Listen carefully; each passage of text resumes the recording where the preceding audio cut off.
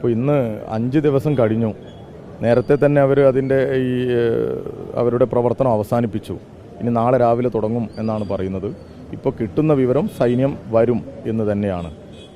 5 ദിവസമായിട്ടും നമുക്ക് പ്രതീക്ഷ നൽകുന്ന ഒരു വാർത്തയും അവിടുന്ന് വരുന്നില്ല എന്ന് മാത്രമല്ല, അവിടെയുള്ള ഈ രക്ഷാ പ്രവർത്തനങ്ങൾ നമ്മുടെ നാട്ടുകാർക്കും നമുക്കാർക്കും ഈ വീട്ടുകാർക്കോ ബന്ധുക്കൾക്കോ അവിടെയുള്ള നമ്മുടെ മാധ്യമ സുഹൃത്തുക്കൾക്ക് പോലും ഉൾക്കൊള്ളാൻ പറ്റാത്ത തരത്തിലാണ്. അത്ര ഒരു ഗൗരവത്തോടു കൂടിയുള്ള പ്രവർത്തനം അവിടെ നടക്കുന്നില്ല എന്നുള്ളൊരു ആക്ഷേപമുണ്ട്.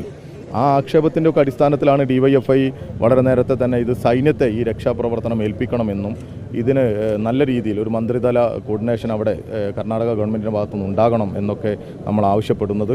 അതിനടിസ്ഥാനപ്പെടുത്തി നാളെ ഇപ്പോൾ നമ്മുടെ കേരളത്തിൻ്റെ പ്രിയങ്കരനായ മുഖ്യമന്ത്രിയൊക്കെ നിരന്തരം ബന്ധപ്പെടുന്നുണ്ട്, ഗതാഗത മന്ത്രി ഇടപെടുന്നുണ്ട്. അതിനൊക്കെ അടിസ്ഥാനത്തിൽ സൈന്യം ഇറങ്ങും എന്ന് തന്നെയാണ് നമ്മൾ പ്രതീക്ഷിക്കുന്നത്. നല്ല വാർത്തയ്ക്ക് വേണ്ടി നമ്മൾ കാത്തിരിക്കുകയാണ്.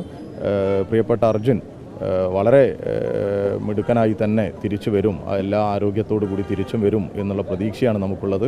കുറച്ചുകൂടി ജാഗ്രതയോടുകൂടി കർണാടക ഗവൺമെൻറ് ഇടപെടണമെന്ന് തന്നെയാണ് ഈ സമയത്തും ഞങ്ങൾക്ക് ആവശ്യപ്പെടാനുള്ളത്, അഭ്യർത്ഥിക്കാനുള്ളത്.